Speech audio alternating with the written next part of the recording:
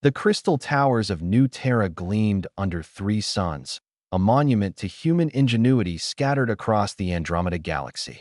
At the pinnacle of the tallest spire sat Marcus Chen's corporate empire, Chun Interstellar, the company that had colonized 47 worlds and employed 3 billion souls across known space. And Emma Chun, his only daughter, was determined to burn it all down. "Get out of my way," Emma snarled at the Vrexian ambassador, her neural implants glowing in angry crimson beneath her temple. The reptilian diplomat scrambled backward, his scales rippling with anxiety. Around the executive lounge, board members and alien dignitaries alike averted their eyes. No one dared confront her. Not anymore. Emma had earned her reputation through sheer force of will and the protection of her father's bottomless wealth. At 23, she had already been expelled from 4 prestigious academies, crashed 2 prototype starships, and caused 3 interstellar incidents that nearly sparked wars. She wore her rebelliousness like armor, each scandal a deliberate strike against the father who tried to control her destiny. "Ms. Chun, please," stammered her 6th assistant this month. "The board meeting, tell them I don't care about their quarterly profits." Emma interrupted, her gravity-defying hair pink today, courtesy of nanodye, whipping around as she turned. "Tell them their precious expansion into the outer colonies is destroying indigenous cultures. Tell them they already know what you think, ma'am." Emma's hand moved to slap the tablet from the assistant's trembling hands when a maintenance cart rolled between them. She stumbled backward, shocked by the audacity. "Excuse me, miss," said a calm voice. Cleaning through. Emma's eyes fixed on the janitor, a human male, perhaps 30, with calloused hands and the kind of quiet dignity that came from honest work. His uniform bore the name Jack in simple block letters. No family name, no title, nothing to indicate wealth or status. "Do you have any idea who I am?" Emma's voice could have frozen atmospheres. Jack looked up from his work, meeting her gaze without flinching. "Yes, ma'am. You're Emma Chun. I clean your office every night." The simple acknowledgement, devoid of fear or flattery, struck Emma like a plasma bolt. Everyone either cowered before her or tried to manipulate her. This janitor did neither. "Then move your cart," she demanded. In a moment, Jack replied, continuing to methodically clean a spill that one of the fleeing diplomats had left behind. Safety protocol requires immediate attention to slip hazards. Emma's implants flared brighter.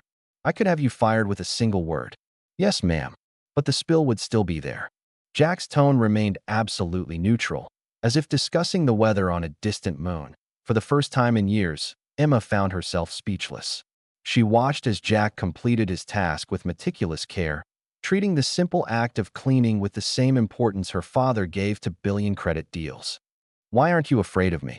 The question escaped before Emma could stop it, sounding more vulnerable than she'd intended.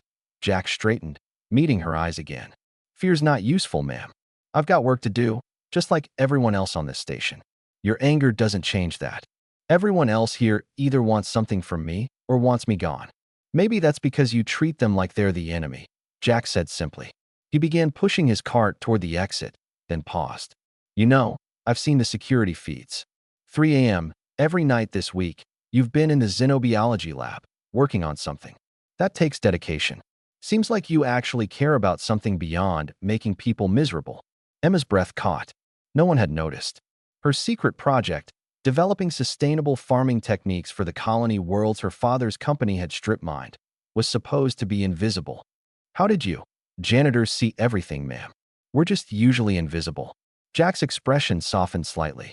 "For what it's worth, that terraforming work you're doing, it could save millions of lives on the outer worlds.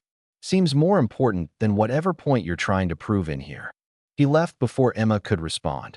For 3 days, Emma couldn't stop thinking about the encounter. She watched security footage of Jack, not stalking him, she told herself, just observing. He worked 12-hour shifts, took no breaks, and treated every task with the same quiet excellence. When a first-year employee dropped a tray in the cafeteria, Jack helped clean it up without being asked. When an alien worker struggled with English, Jack spent his lunch break teaching him vocabulary. Emma began timing her movements to cross his path. Each encounter was brief, a nod in the corridor, a polite "excuse me" as she passed. Jack treated her exactly the same as everyone else, with simple, unadorned courtesy that IT was infuriating. It was refreshing. It was changing her. The transformation started small. Emma stopped shouting at her assistant. She attended a board meeting and actually listened. When a Vrexian scientist presented research contradicting her father's expansion plans, instead of throwing a tantrum, Emma asked questions. Marcus Chin noticed immediately. "What happened to you?" he asked over dinner in his penthouse, genuine confusion crossing his face. "I met someone who reminded me that being angry all the time is exhausting," Emma admitted, "and that maybe I could do more good by actually trying instead of just destroying everything." A therapist? Finally, a janitor. Her father's expression cycled through disbelief, amusement, and finally something like respect. "Tell me about him." Emma did. She told him about Jack's dignity, his work ethic, his complete immunity to her wealth and status. She told him about the terraforming project she'd been hiding, and how Jack's simple observation had made her realize she could choose creation over destruction. "I want to meet this man," Marcus said. The next day, Emma found Jack in sublevel 7, repairing a malfunctioning air recycler that the maintenance crew had overlooked. "Jack," she said quietly, "I want to thank you." He looked up, surprise flickering across his face. "For what, ma'am?" "For treating me like a person instead of a problem. For showing me that maybe the universe doesn't revolve around my anger." Emma took a breath. "My father wants to meet you, and I'm going to propose a new division of the company, Sustainable Colony Development. I was hoping you might have some insight." Jack studied her for a long moment, then smiled.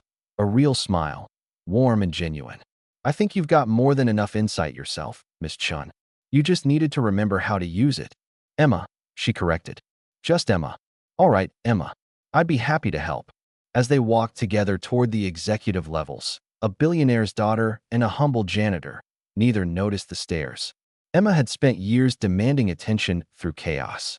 Now, walking beside someone who saw her clearly without judgment, she finally felt seen that humanity's greatest strength, she realized, wasn't wealth or technology or the ability to colonize worlds. It was the capacity to recognize worth in everyone, regardless of status. Jack had taught her that with nothing but honest work and simple truth, and Emma Chan, for the first time in her life, was ready to build something instead of tear it down.